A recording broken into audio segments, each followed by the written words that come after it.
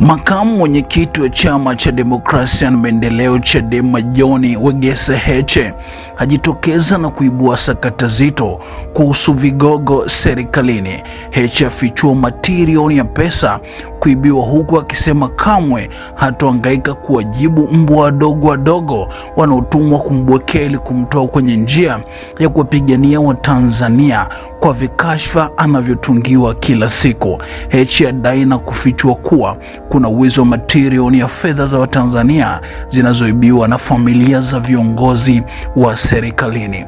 Kabla sijakupa hili kwa undani, ni kusibonyeza maneno subscribe pamoja na alama ya kengele ili wa kwanza kufikiwa na taarifa zetu. Makamu mwenyekiti Chadema afichua tuhuma nzito kuhusu serikali iliyopo chini ya Mheshimiwa Rais Samia Suluhu Hassan, akidai upo wizi wa matirioni ya pesa unaofanyika kwenye upande wa ununuzi wa mafuta. Heche aliongea hayo huku akiwaasa waandishi wa habari kuwa kwenye taifa hili kuna mengi ya kuandikwa, akiwa anaongea na wazee wa mkoani kwao Julai 17.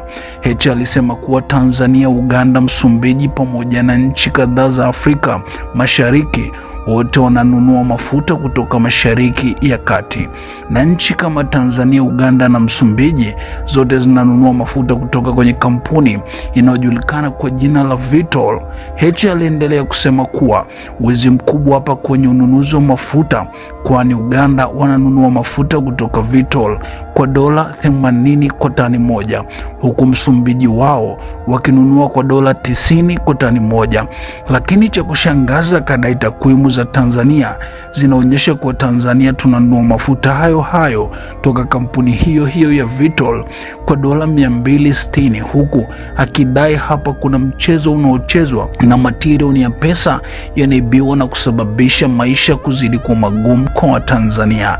Heche akaendelea kusema walipofuatilia wakagundua kampuni hiyo ya Vitol inaonekana imesajiliwa kwa jina lingine la Namaro kule Dubai tarehe 17, 2023.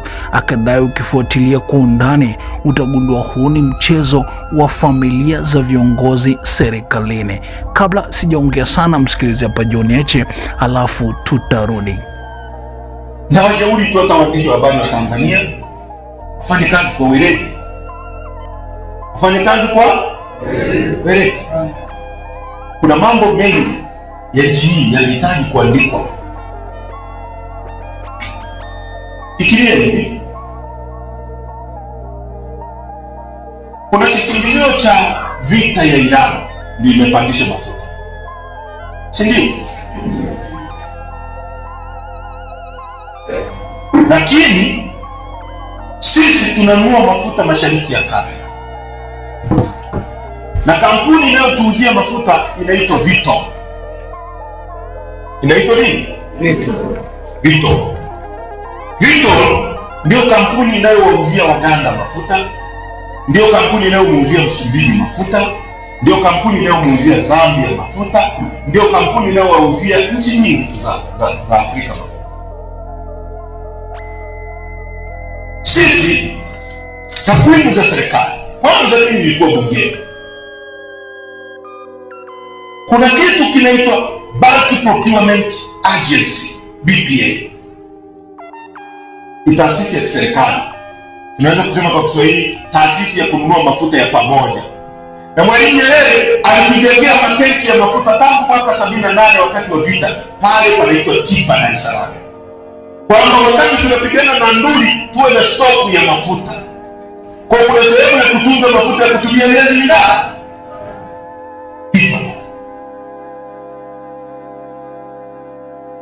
Kwa tukasema BPA, Bulk Procurement Agency, ndio wanafrodi tenda, wanatangaza tenda ya kuuza mafuta. Kampuni zinakuja pale zinaleta ushindani. Kampuni ya Heche inasema mimi nitakuuzia shilingi 10. Kampuni ya mzee wangu hapo inasema itauza shilingi 50. Kampuni ya mzee Madao inasema itauza 100. Sasa sisi watu wa serikali tunasema hii kampuni ya Heche ndio inaleta kwa bei rahisi, tunanunua kwa Heche. Ndivyo ilivyokuwa. Kuanzia mwezi wa pili mwaka huu imefanywa change down. Shirika la petroli la Tanzania linaitwa TPDC ikaondolewa ununuzi wa mafuta kutoka PPA kwenda TPDC. TPDC baada ya kutangaza tenda ya ushindani ikachukua hiyo tenda ikampa mtu anaitwa Vitol. Vitol anatuuzia Tanzania mafuta kwa metric tani moja, kwa tani moja ya ujazo ya mafuta kwa dola 260, 200 mpaka 260.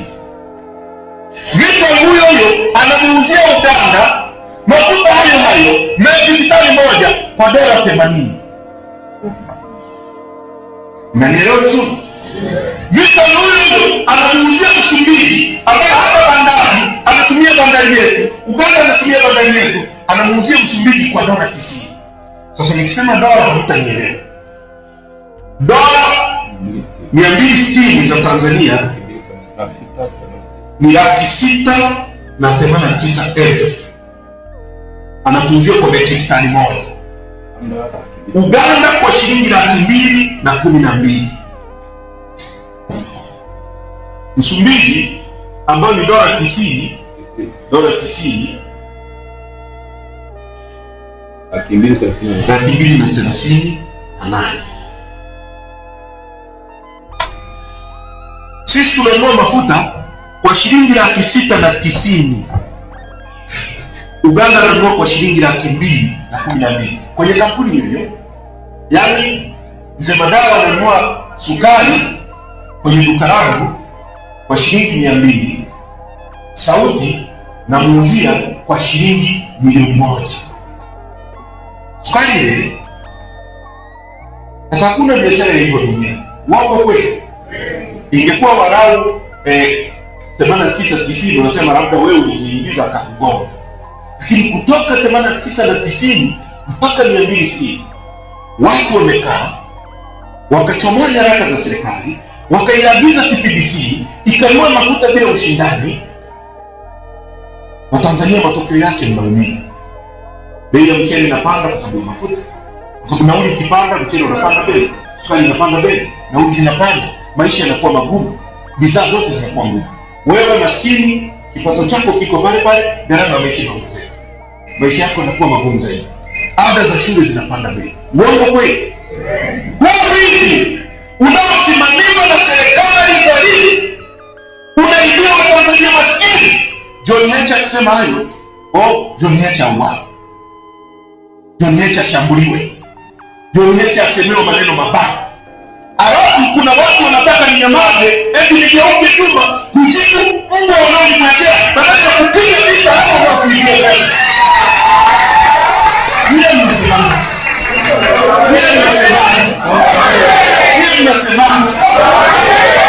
Tuache kuzungumza mambo haya. Watoto wa nchi wanateswa na watu wachache. Mimi siwezi kuangalia. Sawa sawa ndugu zangu. Kuna mambo ukiyajua nchi unaweza kufa.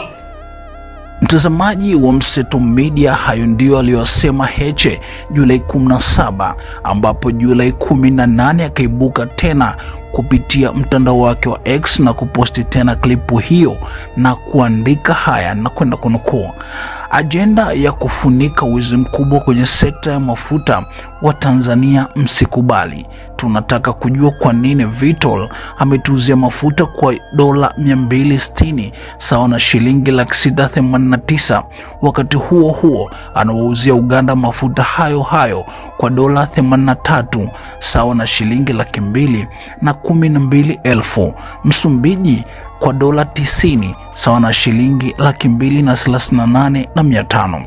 Hawa watu wanaitwa Namaro na TPDC wamehusikaje kwenye ufisadi wa kufilisi nchi? Huu ni uchumi mkubwa kuwahi kutokea katika nchi hii. Kuna zaidi ya shilingi trilioni 1.2 imeibiwa katika mafuta. Katibu mkuu wa nishati Bwana Mataragio alisema tuna mafuta kutumia miezi mitatu. Watanzania tusikubali huu wizi. Mtazamaji wa Mseto Media, hayo ndio aliyosema John Heche na mimi nimenukuu tu na kukuletea hapa, ambapo tayari yameibua mijadala mingi na mikubwa huko kwenye mitandao ya kijamii, watu wakiuliza inakuwaje Tanzania iuziwe mafuta tani moja kwa dola 260 huku Uganda ikiuziwa kwa dola 83. Je, yapi maoni yako? Tuandikie hapa chini na sisi tutasoma. Hakikisha umesubscribe, comment, like na kushare. Mseto Media, we connect everywhere.